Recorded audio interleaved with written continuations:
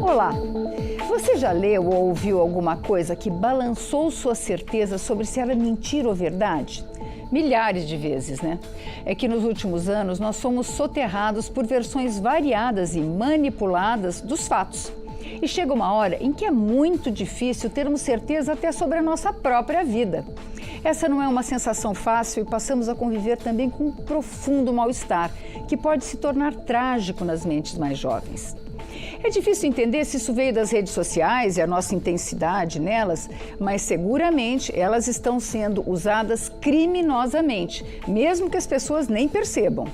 De acordo com pesquisa realizada pela Universidade de Brasília e o Instituto Brasileiro de Ensino, Desenvolvimento e Pesquisa, o IDP, 1 a cada 6 pessoas compartilha a informação falsa, mesmo sabendo que não é verdade.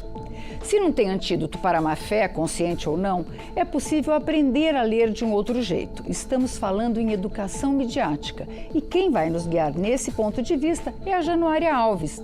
Ela é jornalista, mestre em comunicação social e especialista em infoeducação, educomunicação e em produção cultural para crianças e jovens pela Universidade de São Paulo. Dona de 2 prêmios Jabuti, é especialista em desinformação. Ela também é coautora do livro Como Não Ser Enganado pelas Fake News e autora do Show Fake News, uma história sobre verdades e mentiras, ilustrado por Maurício de Souza. Januária, muito obrigada por ter aceito o nosso convite para esse ponto de vista. Muito obrigada pelo convite e pela oportunidade de vir falar sobre esse tema que não é tão conhecido assim quanto a gente gostaria. Não é uma área nova de conhecimento, mas trata-se de aprender e ensinar sobre o uso das mídias e sobre como as mídias influenciam a nossa vida. Como tudo que a gente sabe do mundo, do que acontece ao nosso redor, chega para a gente por meio das mídias, ou seja, estamos sempre mediados, estudar e entender como elas funcionam e como a gente pode fazer um uso mais crítico e mais produtivo delas, tem se tornado a cada dia mais importante. E quais as vantagens que esse método traz para a gente usar as redes, o nosso uso cotidiano? Pois é, como você bem disse aqui na abertura do programa, a gente está sendo inundado por desinformação a todo momento. Nunca na história da humanidade a gente recebeu tanta informação, tem até um termo que se cunhou para isso, que chama infoxication, que é justamente a intoxicação pelo excesso de informações, e isso está fazendo mal para a gente. Então, saber lidar com isso e principalmente saber selecionar as informações que são necessárias para que a gente possa fazer boas escolhas, está se tornando uma questão de absoluta urgência e necessidade nesse mundo inundado de desinformação que a gente está vivendo. Você está falando em lidar mais criticamente com as redes, é isso? E o que é esse crítico também? O que é esse... Eu não sei se é um leitor, também a gente faz rede, né? O que é fazer rede e ler criticamente? A crítica trata-se de desconfiar das informações, sobretudo. É preciso que a gente tenha uma certa dose de ceticismo, né? Tem o professor David Buckingham, ele fala isso, a gente não precisa ser cínico e dizer que tudo é mentira, mas a gente precisa ser cético, desconfiar, aprender a checar, né? Os jovens hoje em dia, né, apesar de serem essa geração completamente digital, as pesquisas mostram que a maior parte deles ainda acredita na primeira informação que o Google mostra. Não vai atrás de checar aquela informação. Então, isso é fundamental, porque as fake news, elas se utilizam da aparência de notícias verdadeiras, né? Elas se mostram com dados, né? com informações que parecem verdadeiras e não são. Então, a leitura crítica passa por isso, por você saber selecionar as suas fontes de informação, aprender a identificar uma fonte que é científica, que é checada, de uma opinião. A gente está vivendo um fenômeno muito preocupante, que são os influenciadores hoje, como os grandes precursores de notícias, estão substituindo a mídia tradicional, o jornalismo, e tudo isso requer uma leitura um pouco mais preparada. Então, trata-se de preparar a gente para ser um leitor crítico. E quando você faz essa leitura, você se torna também um produtor de informação mais criterioso. E aí você não vai passar adiante uma informação, replicar, compartilhar nas suas redes, se você não checou, se você não tem certeza daquele fato. Porque às vezes a gente é enganado até pela nossa compreensão de mundo, né? Me aconteceu isso, uma pessoa muito famosa, muito idosa, eu recebi uma notícia que ele tinha morrido. E eu repassei para todo mundo, que eu sabia que conhecia, que gostava. E ele não tinha morrido, e ele mesmo tinha soltado essa fake news para provar que as pessoas que elas tinham que prestar mais atenção. Agora, esse tipo de formação, esse tipo de educação para as redes, ela pode combater práticas perversas como o bullying, por exemplo? Esse é o objetivo, né? A gente sabe que hoje as redes, quando fala em rede social, está falando de escala e velocidade.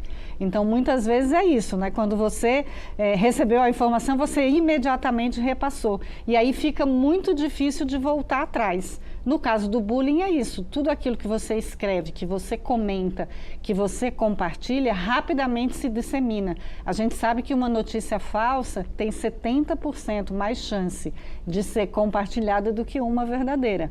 E se você vai fazer o desmentido, ele só chega a 30% das pessoas que acessaram. Então, pensar antes de compartilhar, né? A Unesco tem uma campanha que é exatamente isso, né? Clique sabiamente, né? Pense antes de compartilhar. Isso é absolutamente necessário. Então, quando você começa a propagar, né, os conceitos de educação midiática, quer dizer, não compartilhe sem checar, não compartilhe a notícia só pelo seu emocional, porque as fake news se usam disso, né? São expressões muito dramáticas, elas apelam para a nossa emoção. Então, quando você começa a racionalizar no acesso aos seus conteúdos e no compartilhamento deles, você está evitando, inclusive, repassar discurso de ódio, preconceito, e o bullying e o cyberbullying é exatamente isso, né? Você agride a pessoa sem muitas vezes nem conhecer direito as ideias delas, porque você não foi checar, você não foi conhecer melhor o conteúdo, né, que você está comentando e compartilhando. Os pais, em geral, de crianças ou de adolescentes, atribuem todos esses males ao uso do celular. E hoje a gente está no meio de uma discussão, tira o celular da escola, põe o celular na escola. Qual a importância do celular? Ele é realmente o vilão dessa história? Ele e as outras telas, né, os tablets, os computadores. A gente já viu esse filme antes, né? Era a televisão, né? Quando comecei a estudar, a pesquisar os fenômenos de comunicação, a televisão, a babá eletrônica. O dispositivo em si não é bom nem ruim, é o uso que a gente faz dele. O que aconteceu com os celulares e mudou esse contexto foi quando eles se tornaram smartphones. É colocar na mão da gente o acesso à internet, às redes sociais, de uma maneira rápida, prática. Então, isso facilitou em muito a disseminação do discurso de ódio, do bullying, da desinformação. Mas, né, tudo isso, em contrapartida, a facilidade que também trouxe, né? Hoje eu estive numa escola em que os alunos me disseram claramente, se a gente não tem celular aqui na escola, a gente não consegue fazer uma pesquisa, porque na escola eu não tenho computador, eu não tenho tablet, né? É uma escola pública que não tem muito recurso. Então, a gente tem que exatamente ensinar a fazer o uso do celular, das redes sociais, né? Tudo isso é uma realidade. Então, a gente pode até proibir, como forma até de repensar esse uso, mas a gente precisa ter um projeto pedagógico para o uso do celular na escola.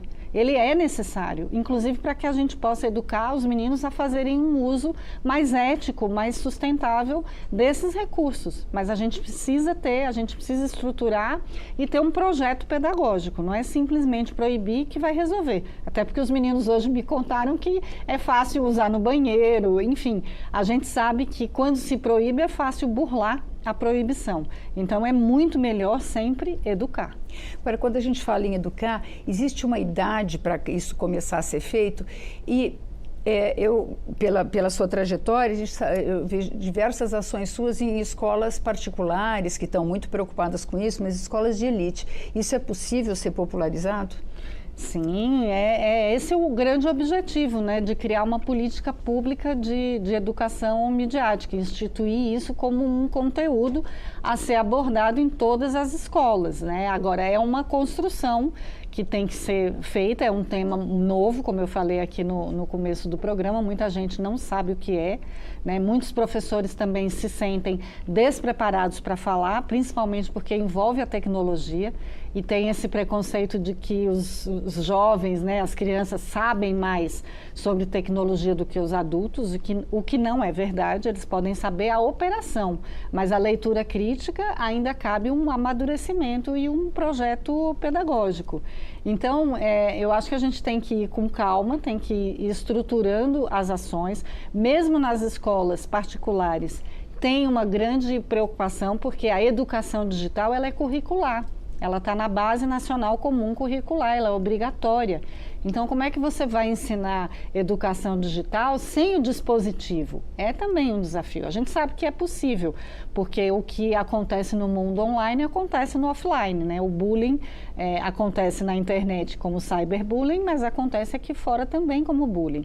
Então, tudo isso é conteúdo. Agora, quando você tem o dispositivo, você consegue fazer um caminho junto, acessando junto, que é disso que a gente está falando aqui. Você me perguntou com relação à idade. Os especialistas dizem que de maneira nenhuma, né, entre 2 e 3 anos, e depois esse celular ele deve ir entrando aos poucos, quer dizer, o Jonathan Haidt, que é o autor do Geração Ansiosa, disse que é para dar aos 12 e rede social só aos 14. Porque está estudando danos, inclusive, no aprendizado, na atenção, na concentração, né? Hoje, na escola, os meninos efetivamente disseram, quando a gente usa celular, a gente se distrai. É mais difícil a gente se concentrar. Então, tem que se pensar num conjunto de atividades que incluam os dispositivos, mas que, ao mesmo tempo, vai ensinando a fazer um uso moderado, crítico, porque vicia. Efetivamente vicia. Agora, quando você falou conhecer como funciona a internet, eu falei, ai, que canseira. Porque é muito difícil para a gente que é leigo, né? Como é que você vai ensinar o conceito de logaritmo, de algoritmo, perdão, logaritmo eu estou louca, de algoritmo é uma coisa meio sofisticada e difícil. Como é que é? Até onde vai esse compreender como funciona a rede? É o conteúdo ou a forma? Mas eles têm muita noção, por incrível que pareça. Eu gravo um podcast que chama Curtida aí, onde eu entrevisto jovens de todas as escolas públicas, particulares do Brasil. É um projeto que a gente faz com o Instituto Vero. E os meninos falam claramente, eu tenho noção que o algoritmo me conhece mais do que eu mesmo. Porque quanto mais eu vejo, né, um programa sobre futebol, por exemplo, mais eu recebo mensagens sobre o futebol. Então, quando eu falo em funcionamento, é isso, é você entender que tem um mecanismo. E aí, quando eles falam assim, o algoritmo me conhece, como ele me conhece? Porque ele tem acesso aos meus dados, aos meus gostos, às minhas preferências. Então, esta noção, com o próprio uso vai te deixando mais desconfiado. Então, é pegar essa vivência dos meninos e ir traduzindo. Ah, tá bom, então, será que é legal você ver só coisa de futebol? Será que não seria interessante se você conseguisse driblar o algoritmo e fazer ele te mostrar outras coisas, ou pessoas falando coisas que não são exatamente iguais aos que os seus amigos falam, as suas bolhas? Então, compreender o funcionamento tem a ver com refletir sobre a sua experiência, né? Então, é complexo, é claro que é. O modelo de negócio das plataformas, até eles entenderem que nós somos o negócio das plataformas, os nossos dados é o dinheiro, é o petróleo, é somente refletindo sobre este fazer. Então, não é fazer uma grande tese a respeito, mas fazer com que você pense e perceba como é que as plataformas vão moldando o seu gosto, a sua maneira de se relacionar, vão te mostrando ideias que são parecidas com as suas e fazendo com que você vá refletindo sobre este fazer na tecnologia. Quando você, pela sua experiência, quando você consegue passar essas informações para uma criança, isso é disseminado para a família, para os adultos em torno dela? Sem dúvida, a gente sabe que a educação é assim, né? Quando a criança aprende uma coisa que é muito interessante na escola, ela leva para casa e comenta com os pais. Então, a gente sabe que é um ecossistema informacional envolvido em toda essa transmissão de conhecimento, é uma troca de conhecimento. Por isso que quando a gente fala em educação midiática, a gente fala sempre numa educação que envolve toda a comunidade. Então, hoje em dia, as escolas têm investido muito na preparação dos pais, contando para eles, né, e a importância de dar o exemplo, porque muitos pais têm dito, a escola tem que tirar o celular. E a escola tem perguntado, e como é em casa? Né? Seu filho passa 4, 6 horas na escola, e as outras horas? Como é que é a sua relação com o celular? Né? Hoje uma menina na escola falou assim, eu gostaria que meu pai me desse mais atenção, porque ele controla tudo que eu vejo no meu celular, mas ele chega de noite em casa cansado, vê o celular dele, me dá boa noite e vai dormir. Então, as relações também estão sendo modificadas pelo uso do celular. E a gente precisa ver a parte de cada um. Né? Porque cobrar da escola não me parece justo. O uso do celular e ele tem a ver como a gente se relaciona com os meios digitais e como é que a gente também está se relacionando entre nós, entre as pessoas, né? Os grupos de WhatsApp, enfim, a gente sabe os estragos que o uso indiscriminado da tecnologia tem feito na nossa sociedade. Pois é, a gente tem visto um isolamento cada vez maior, não só dos jovens, a gente fala dos jovens, mas os adultos também ficam com a cara enfiada nas telas. É preciso romper esse círculo? Completamente. A gente precisa voltar a reservar um tempo para o cara a cara, para o olho no olho. Eu acho que a gente esqueceu, né, o que foi na pandemia, como era ruim não poder ver as pessoas, não poder conversar. Uma outra escola que eu fui também há umas 2 semanas atrás, a gente discutiu, né, por que os jovens, mesmo quando estão juntos, ainda estão no celular. Né? Então eles falam assim, porque muitas vezes a gente fala no celular o que a gente não tem coragem de falar ao vivo. Então, como é que é isso, né? Que relações são essas? E eles estão se queixando um pouco disso, né? Que, na verdade, substituir o celular pelo encontro com os amigos já não está sendo tão satisfatório. A sensação de solidão, ela tem ficado mais aguda. E daí que a gente vê uma explosão de casos de depressão, né? De automutilação, enfim, de questões de saúde mental muito sérias. Então, é preciso recuperar. Uma das bandeiras de quem quer tirar o celular da escola é isso, né? Se tira na hora do recreio, que eu concordo, vai facilitar com que eles não tenham essa mediação e aprendam a se relacionar cara a cara, olho no olho. Como se fazia no tempo dos maias e dos astecas, né? Exatamente. Você tem uma parte importante do início da sua trajetória, que é trabalhar jornal em sala de aula. Hoje a imprensa passa por um questionamento feroz de todos os lados, da direita e da esquerda. Ela é acusada de ser, enfim, de não publicar a verdade, né? A verdade é a questão toda no mundo, né? Eu gostaria de saber se nesse processo de educação midiática há um resgate, se é importante a notícia fabricada profissionalmente, como só a imprensa profissional faz. Sem dúvida. Acho que as empresas de mídia, inclusive, têm que acordar e investir em seus programas de educação midiática, né? Há 30 anos atrás, a Folha de São Paulo tinha um programa que eu tive o privilégio de participar, que chamava-se Folha Educação, que era exatamente para formar novos leitores. A gente vê, a Reuters faz uma pesquisa anual e ano a ano vem decrescendo o interesse por notícias. E os jovens estão lá no topo. E isso no mundo inteiro. Aqui no Brasil, acho que 60%, é um número muito alto, se eu não me engano. Mas o que eles dizem? Notícia chata, só tem coisa ruim. Eu prefiro acessar as notícias, ouvir o que acontece no mundo por meio do meu influencer predileto. Ou seja, né, não é jornalismo, é opinião. Aliás, né, os últimos números do Exame Mundial de Avaliação do PISA dão conta que 65% dos alunos brasileiros de 15 anos não souberam diferenciar uma opinião de um conteúdo noticioso. Isso é muito grave, porque é você não conseguir distinguir o que é ficção do que é fato.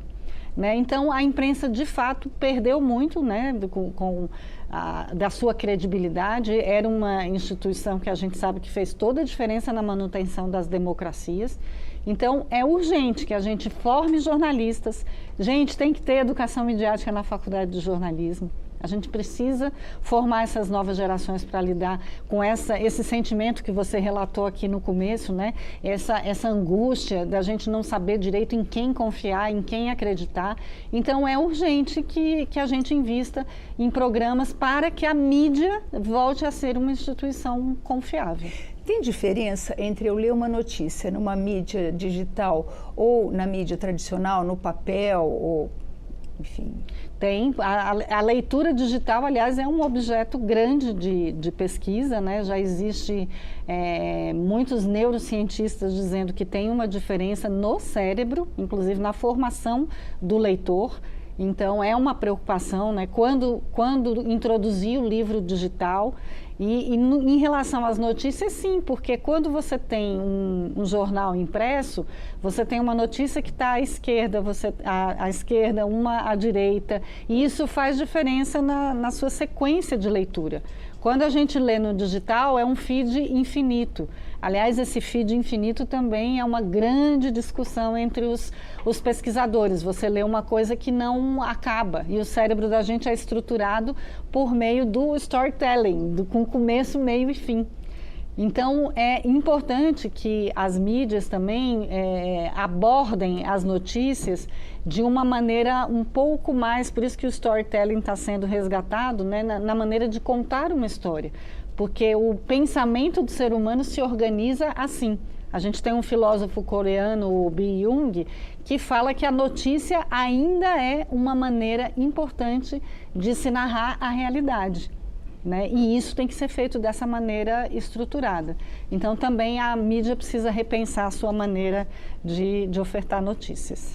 Eu queria encerrar com uma questão sobre a leitura. Você tem não sei quantos livros de criança, 60. Mais de 20 livros? 60 livros infantis publicados.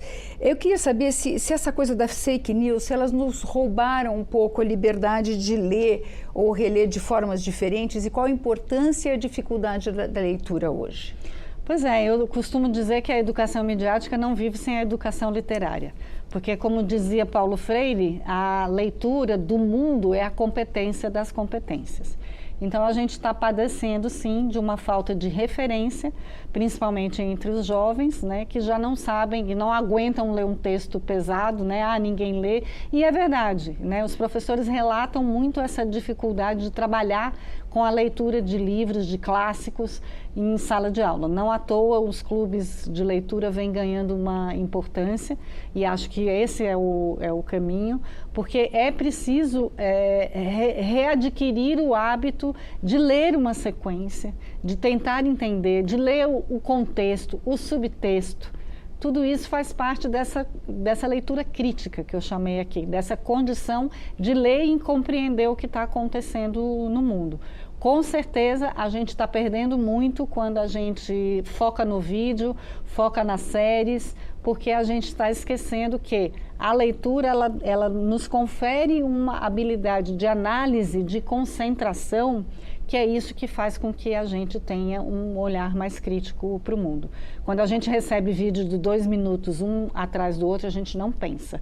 E aí o cérebro vai ficando embotado, e aí a gente vai acreditando em coisas que são absurdas, e o que é pior, vai repassando as coisas absurdas adiante. Só para você concluir, como é que você vê a perspectiva disso ser realizado no mundo hoje? Como é que você está vendo esse panorama?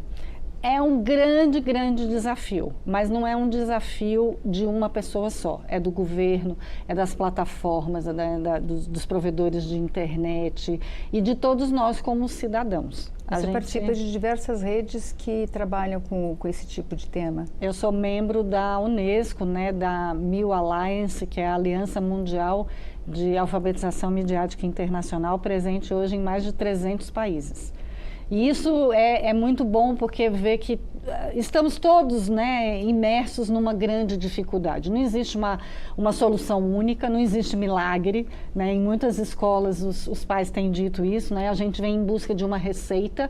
Como é que eu faço? Não é um bolo que você vai pôr no forno e vai sair pronto, mas tem que ser construído. E construído por meio das nossas experiências, do nosso cotidiano, né? A gente está vendo no mundo, a questão, esse ano foi um ano importantíssimo, com eleições na maior parte dos países no mundo inteiro, a desinformação correndo solta, temos agora a inteligência artificial ainda para complicar tudo isso, né? Vai ficar cada dia mais difícil reconhecer uma imagem falsa de uma verdadeira, mas a gente não pode desistir, porque a história nos mostra isso, né? São ciclos. Então, provavelmente, a gente vai achar um meio de superar, mas é um meio que todos nós temos que trabalhar juntos para isso. Não está pronto, está em construção. Muito obrigada, Januária. Obrigada a vocês pelo espaço, pela oportunidade.